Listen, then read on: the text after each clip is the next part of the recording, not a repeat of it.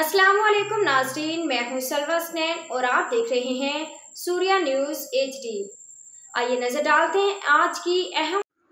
Quetta पीरजान Bloch अमान पाकिस्तान तहरीक के chairperson और रुकन सूबाई असम्बली मैडम फराह अजीम शाह ने अपने जारी करदा बयान में सदर ममलिकत आसिफ अली ज़रदारी की जानिब से चाइल्ड मैरिज रेस्टोरेंट बिल के मंजूरी को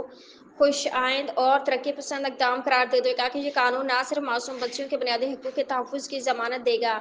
बल्कि पाकिस्तान में ख़वातीन और बच्चों के तहफ़्फ़ुज़ के लिए एक नई राह मुतय्यन करेगा। उन्होंने कहा कि अमान पाकिस्तान तहरीक हमेशा से बच्चों के हकूक़, ख़वातीन की इज़्ज़त और वक़ार और समाजी इंसाफ की अलमदार रही है और ये कानून इस जदोजहद की एक अहम कामयाबी है। मैडम फराह अजीम शाह ने कहा कि कम उम्री के लिए शादी न सिर्फ बच्चों के मुस्तकबिल के लिए नुकसानदेह बल्कि ये एक समाजी और अखलाकी मसला भी है जिसे कानून साजी और अवामी शऊर बेदारी के जरिए हल करना वक्त की अहम ज़रूरत थी।